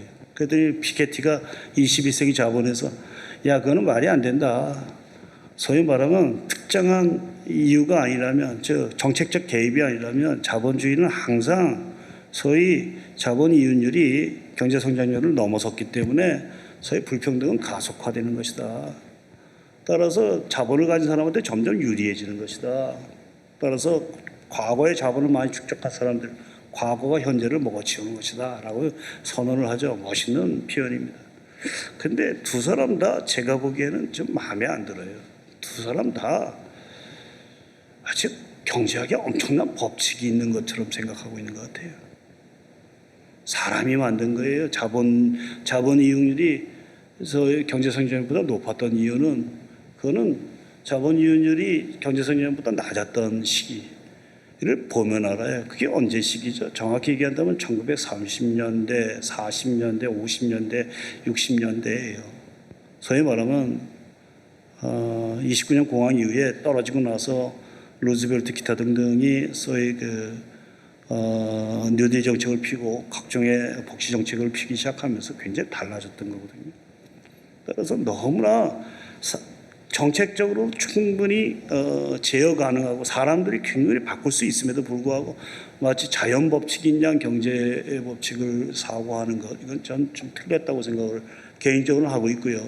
생각이 다른 분들도 많겠으나 그런 차원에서 봤었을 때 대체 개발도상국의 이야기는 더 한심한 이야기. 뭐 이렇게 얘기하자면 제가 하루 종일 할 수도 있겠는데 어쨌든 간에 1945년 모든 개발도상국, 즉 후진국들이 독립하면서 유엔에 왔다 갔다 하고 있는, 아니 월드뱅크에 왔다 갔다 하는 거의 모든 경제학자들의 관심은 딱 하나입니다. 어떻게 하면 개발도상국을 절대적 빈곤으로부터 탈출시킬 수 있을까? 탈출시켜 나가는데 필요한 건 뭐냐 했더니 자본이다라고 해서 그 자본을 어떻게 확 만들 수 있을까? 이 자본을 만들기 위해서는 어떤 전략을 펴야 될까라고 하는 수없이 많은 이론들이 존재하고 있었죠. 맞습니다. 그래서 수출 주도형이 좋냐 아니면 발전을 위해서는 자본을 조달해야 되는데 이것을 통제할 수 있는 개발 독재가 필요하냐 운동하는 식으로 수없이 많은 사람들이 얘기해 왔으나 제가 보면 세상은 법칙이 존재하지 않다라는 게요. 아마티아 센이 어느 국제회의에서 이런 얘기를 해요. 독재가 경제 성장을 가져왔다라고 얘기하는 건 단발적인 98년도에 어느 국제회의에서 기억이 그렇게 나요. 단발적인 경험칙에 불과할 뿐이지 법칙적으로 증명될 수 있는 상황이 아니다. 단발적인 경험칙이다. 싱가포르가 한국 이런 나라들 몇 개의 교칙에 가지 그것이 필연적으로 경제 성장과 연결되어 있는 건 아니다. 경제 성장이 있었고 독재가 있었는데 독재가 경제 성장을 가져온 게 아니라 두 가지는 굉장히 다양한 요인에 의해서 움직여 나갈 수 있는 것인데 우리들은 일부는 독재와 경제 성장을 그대로 연결시키는 방식이 있더라에 대해서 아마티아 센이 98년도에 국제회의에서 했던 유명한 문서가 있습니다. 저도 그 말을 참 아직까지는 생각을 합니다. 즉 하나는 민주주의는 사람을 중시하면서 경제 발전은 충분히 가능한 얘기고 그런 식으로 아마 해도 가능한데 과거에 권력을 가진 사람들이 너무나 경제 발전이란 일종의 이 고난의 피를 먹고 살아가는 것처럼 그렇게 이야기하고 자기네 권력과 자신의 사익을 추구해 왔다는 것에 대해서 저는 상당히 비판적으로 바라보고 있습니다. 경제 발전이란 모든 사람의 능력을 끌어올리는 과정이고 모든 사람의 능력을 끌어올리는데 가장 중요한 건 민주주의예요. 사람을 중시하는 겁니다. 그 민주주의의 가장 또 중요한 건 참여입니다. 한 사람 한 사람이 공동의 문제 아니면 개인의 문제를 참여하도록 만들어 나가는 게 가장 중요한 것이고 그것이 바로 경제 발전의 가장 밑바닥인데 이 부분들을 다 없애버리고 마치 특출을 한 지도자에 의해서 모두 다 군대처럼 조직화된 하나의 사회가 돌격 앞으로 가는 것들이 바로 경제 발전의 원인이다 이렇게 얘기하는 경우가 많으나 저는 그렇게 생각하지 않습니다. 그렇다면 한 사람 한 사람을 끌어올리는 과정들을 위해서 무엇을 해야 될까요? 라고 하는 것이죠. 첫 번째는 민주주의입니다. 권한을 위에서 갖는 것이 아니라 국민들에게 권한을 내려주지 않는 한 참여할 방법이 없습니다. 경제 발전의 가장 중요한 원인 중에 하나는 저의 사고 중에 경제 발전이 가장 중요한 것은 민주주의입니다. 두 번째는 민주주의란 그냥 제도만 만든다고 되지 않습니다. 일상에 참여를 해야 되는데 우리 학생들한테 앉아가지고 한 40명 앉았는데 같이 어디 옛날에 같이 회식하러 갈 때 야 뭐 먹으러 갈까? 그러면 다들 가만히 있죠. 그리고 한두 사람이 왈왈대면서 이야기합니다. 그런 나머지들은 따라갔다가 재미없으면 쓱 빠지게 되죠. 이런 경우는 형태상은 다수지만 실질적으로는 다수가 아닌 거예요. 다수 안에 소수인 거죠. 소수에 의해서 장악돼 버린 겁니다. 민주주의는 한 사람 한 사람이 공동체 전체 문제에 책임을 지지 않는 한 민주주의는 존재하지 않죠. 우리에게 직면한 문제도 이 문제입니다. 그리고 개발도상국도 이 문제인 것이고 저는 굉장히 많은 분들이 개발도상국에 가서 그냥 돈을 준다고 해결하는 문제가 아니라 한 사람 한 사람을 어떻게 하면 개발 과정에 참여시켜 나갈까, 어떻게 하면 자기의 문제를 풀어가려고 노력할까. 아까 동자동의 사례로 얘기한다면 동자동의 이사장님도 빈민이고 그 안에서 중요한 결정을 내리는 사람들도 다 빈민입니다. 동자동 주민이에요. 종바동 주민들이 중심이 되어 있기 때문에 스스로 문제를 계속 풀어나가면서 하는 겁니다. 그 옆에 있는 박수민 간사하고 우리 손동수 간사 두 사람은 그냥 보조자일 뿐입니다. 마찬가지인 것 같아요. 개발도상국에 대해서 생각할 때도 그들을 중심에 세워가면서 어떻게 할 것인가 하는데 저도 뭐 국제학대학원의 교수로 있으니까 개발 현장에 여기저기 많이 갈 거 아닙니까? 그런데 제가 보기에서 참 안타까운 건 중심이 우리나라가 돼 있거나 돈을 주는 사람의 입장에서 중심이 되어 있으며 상대방은 그냥 다 거기에 의존하고 있는 거지로 되어 있습니다. 그리고 돈을 계속 줘야 되니까 또 그들도 받아야 되니까 자꾸 성과를 뻥튀기 하는 거 보죠. 근데 그건 별로 좋은 게 아니라고 봐서요. 저는 말이 좀 빗나갔을지 모르겠습니다만 개발도상국에서 가장 중요한 건 민주주의다. 두 번째는 한 사람 한 사람이 자기 생활을 참여할 수 있도록 아까 사회적 경제 같은 조직을 잘 만드는 것이다. 우리는 그것이 가능하도록 옆에서 도와주는 정도로 스스로 자제력을 갖고 개입해야 된다. 자제력 없는 개입은 곤란하다. 이렇게 생각하고 있습니다. 베어베타가 발달 장애인의 직장을 확보하고 그들이 직장을 구하도록 도와주는 것이라면 혹시 국내외 고아나 미혼모 등을 위한 이러한 사회적 기업의 사례들이 혹시 있는지, 그리고 특히 보육원 아이들의 경우에는 만 18세가 되면 이 500만 원과 함께 보육원에 나와야 하는데 이런 아이들이 이제 사회적 협동조합의 형태 등으로 도와줄 수 있는 방법들이 혹시 있을지라는 질문을 주셨습니다. 아주 구체적인 말씀드린데요. 제가 지금은 확 생각이 나지는 않네요. 그런 게 아마 많을 거예요. 왜냐하면 제가 파악하고 있는 것보다 사회는 굉장히 우후죽순으로 문제가 발견되고 그 문제를 해결하려고 하는 사람들이 굉장히 있거든요. 그러니까 미혼모, 탈북인 이런 사회적 기업도 굉장히 많습니다. 근데 조금 우리가 좀 잘 살펴봐야 될 게요.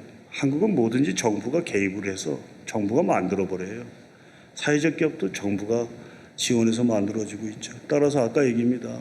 정부 지원을 받기 위해서 만들어진 조직들은 자생력이 상당히 없을 가능성이 있고 그들의 미션조차도 어떻게 보면 이건 굉장히 위험한 발언인데 아무튼 조금 좀 문제가 있을 가능성이 있죠. 그런데 전 세계는 와글와글 되더군요. 예컨대 이런 거예요. 제 그냥 경험에서만 할게요. 2011년에 글래스고에 The Social Enterprise Exchange라고 하는 큰 회합이 있었습니다. 글래스고에서 봤더니 2,500명이 참석했어요. 2,500명 참석 중에서 한 사람 거기 앞에 사회자가 큰 강당에 2,500명 참석했으니까 등록자가 어느 나라 여기 또 스코틀랜드 사람 뭐 어디 사람 이렇게 손을 드는데 갑자기 하더니 그 외에서 온 사람 불렀더니 이제 저도 손 들었죠. 그래서 일본인이 저기 한 세 사람 있었고 제가 한국 사람 혼자 있었어요. 2,500명이 대체 거기서 이틀간 참석하는데 500파운드였거든요. 당시 돈으로 하면 70만 원 정도 드는 거 아니에요. 500파운드. 그 돈을 내고 그들은 왜 거기 모여서 2,500명이 와글와글 되고 있을까요? 정보교환입니다. 아까 거기는 사회 문제를 풀겠다라고 하는 사람을 위해서 투자자들의 임팩트 펀드라고 하는 것이 지금 굉장히 많이 있는 지금 기업들의 ESG라고 하는 것도 임팩트 펀드의 일환이죠. 이런 식의 돈을 주는 사람도 있고 문제를 풀어가는 사람도 있고 굉장히 많은 사람들이 250명이 와글와글 되면서 서로들 자기들을 세일즈하고 있는 거대한 장이 쓴 겁니다. 그 다음서부터는 몇 군데 외국의 그런 회의에 가본 적이 있었습니다만 전 세계는 내가 이해 못할 정도로 다양한 사회 문제를 풀겠다고 그 문제를 풀어가겠다라고 와글와글 되고 있는 젊은이들 전지고 그리고 그들에게 돈을 대겠다고 와글와글 모여있는 소위 말하면 임팩트 투자자들 전지입니다. 버클리 갔었을 때 버클리 학생들하고 스탠퍼드의 나이트 비즈니스 스쿨이죠. 그 다음에 버클리 하우스 스쿨에 가서 왜냐하면 실리콘밸리 주변에 이런 사회적 기업이 굉장히 많이 있다고 해서 사회적 기업을 연구하고 있거나 하는 대학원생들하고 한번 좌담회를 한번 가진 적이 있어요. 한번 물어본 적이 있어요. 당신들 대체 왜 이걸 하냐? 니들 학비가 얼마인데 이거에서 파이낸스가 되냐라고 물어본 적이 있습니다만 그들은 확실하고 있는 것 같아요. 세상은 바뀌고 있다 해요. 이게 돈이자 권력입니다. 사회 문제를 풀어가는 것 자체가 돈이자 권력이죠. 우리는 지금 봉사 이런 개념 속에 있지만 사회 문제가 점점 심각해지면 심각해질수록 그 심각한 문제를 풀어가고 혁신적인 방법으로 풀어가려고 하는 사람들은 점점 많아지게 됐고 그 문제가 사회적으로 중요하면 중요할수록 단순하게 정부 자금만이 아니라 민간 자금도 그 안에 들어가게 돼 있죠. 수없이 많은 임팩트 펀드가 지금 움직여 나가고 있는 이유 중에 하나입니다.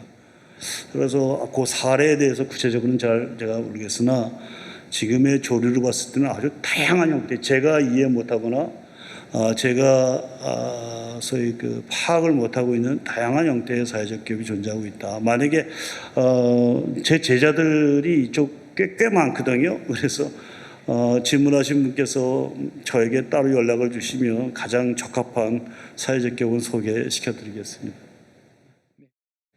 아까 강의 중에서 이제 가난한 사람들은 단순히 지원하는 것이 아니라 자활하기 위해 힘써야 한다라고 말씀을 해주셨는데, 교회에서도 이제 지역 사회를 돕기 위해 여러 가지 모양으로 섬기고 있습니다. 그럼 교회에서 이와 같은 사안에 대해서 적극적으로 참여할 수 있는 방법들이나 제안이 있을지 질문드립니다. 예, 참 쉽지 않을 것 같은데요. 교회나 학교나 지역의 중심이죠. 굉장히 다양한 자원, 사람과 정보와 또 네트워크와 기능과 또 돈이 모이는 곳이죠. 그것이 지역사회를 위해서 다시 또 잘 환류가 되면 얼마나 좋겠어요. 제 경험에 의하면 일단 주변에서 물어보는 게 최고인 것 같아요. 제가 한번 느꼈던 건 몇 년 전이었습니다만, 제가 사회봉사단 우리 김성환 장관님이 사회봉사단 단장님 하실 때 제가 학교에서 부단장을 했었습니다. 그 밑에 김성환 장관님 부하로서 학교에서 좀 지내본 적이 있었는데, 그때 제가 이런 경험을 한 적이 있어요. 성동구 지역 활동하고 있는 친구들한테, 야, 성동구에 문제 있는 아줌마들은 다 한번 모여봐라. 그래요. 뭐 하소연할 수 있는 아줌마들, 엄마들은 다 한번 모여봐라. 그때 소문이 잘못 났어요. 한양대학교에서 갑자기 김정글 교수는 국제학대학 원장할 때인데, 국제학부장도 하고, 그 원장하던 사람이 갑자기 아줌마들 모여서 학생들한테 한양대학교에다 지원을 하면 좀 더 점수를 많이 준다더라, 이런 소문이 잘못 나가지고 엄마들이 엄청나게 몰렸어요. 그때 잘못 보인 거죠, 그 아줌마들은. 근데 제가 학교에 직원들을 쭉 옆에다 놓고 한번 했어요. 우리가 학교가 한양대학의 사랑의 실천이다, 교훈이. 한양대학교 미션 스쿨입니다. 사람들은 모르지만 목사님도 계세요. 미션 스쿨입니다만 사랑의 실천인데, 우리가 사랑을 어떻게 실천하면 좋을지 잘 모르겠다. 성동구에 있는 아줌마들께서 우리가 뭘 했으면 좋을지 좀 가르쳐달라라고 얘기했습니다. 그랬더니 이 아줌마 저 아줌마 뭐 얘기를 하는데, 저 뒤에 아주머니 셋이서 하염없이 울고 있었어요. 회의하면서 하염없이 울고 있어서 제 말이 그렇게 감동적이거나 무슨 은혜롭지 않을 텐데 그렇게 울고 계셔서 웬일인가. 나중에 아주머니한테 물어봤습니다. 왜 그러세요? 그랬더니 아들이 셋 다 장애인인데 서울의 지역구에서 지역 차원에서 장애인 학습 시설이 없는 유일한 구가 두 군데가 있는데 그 중에 하나 성동구래요. 평소에 학교 보내는 건 괜찮은데 방학 때 정도도 매일같이 애를 데리고 있으니까 힘들어 죽겠다는 거예요. 애 좀 봐줬으면 좋겠다는 건데 내가 어떻게 봐줍니까? 그 애들을. 그때 어떤 의대 직원 하나가 얘기를 했어요. 저 잘 됐습니다. 제가 소개할 때가 있습니다. 어디세요? 그랬더니 우리 의대 교수님 중에 발달장애인 문제에 대해서 거의 반은 좀 미쳐 계신 분이 계십니다. 그분이 연구도 할 겸 뭐 할 겸 시설을 운영하고 있는데 거기다 맡기면 됩니다. 라고. 저는 제가 한양대학 교수 24, 5년 됩니다만 제가 우리 학교에 그런 분이 계신다는 걸 알 방법이 없습니다. 즉 제가 우리 학교가 성동구에 뭐를 해야 될지도 모릅니다. 그 얘기는 학교는 굉장히 다양한 자원들을 갖고 있는데 이 다양한 자원들이 지역사회랑 어떻게 연결될 것인가에 대해서 한 번도 회의를 해보거나 고민해보지 않았던 것 같았던 거예요. 그 다음서부터는 제가 아마 무슨 걸 한다면 아마 지역 주민들과 간담회부터 할게요. 우리가 뭘 했으면 좋겠습니까? 그러면 꼭 한양대학교 교수 중에 아니면 이 교회의 교인들 중에 누군가는 그 도움을 줄 수 있는 사람이 꼭 있기 마련이에요. 그걸 매칭을 잘 시켜주는 것. 왜냐하면 저희들은 굉장한 맨파워를 갖고 있거든요. 저는 뭐 100주년 기념교회 정도 되면 한양대학을 넘어서는 굉장한 맨파워가 있을 거라고 봅니다. 그 맨파워를 우리의 맨파워가 상대방에게 어떤 도움을 줄 수 있을 것인가를 정보를 파악하는 게 이게 가장 필요하지 않아요? 그 다음서부터는 뭐 당연히 도와주고 여기다 하자, 여기다 카페를 뭐 장애인 카페 만들고 이런 건 일반적으로 많이 하는 거나 그거 외에 다양한 형태의 도움들을 줄 수 있을 것 같은 생각이 듭니다. 요즘 그냥 교수라는 게 원래 구체적인 얘기는 잘 못해요. 그러니까 이 정도로 대답하겠습니다. 네, 교수님 감사드립니다. 네, 그러면 질의응답은 이것으로 마치도록 하겠습니다. 네, 저희 하반기 양아지 목요 강좌는 이제 9월 30일에 진행될 예정입니다. 여러분들의 지속적인 관심과 참여를 부탁드리겠습니다. 그럼 이것으로 2021년 상반기 양아지 목요 강좌 세 번째 시간 대한민국 희망 만들기 가난과 싸우는 사람들 한양대학교 국제학대학원을 섬기시는 김종걸 교수님의 강연을 마치도록 하겠습니다. 네, 감사합니다. 네, 감사합니다.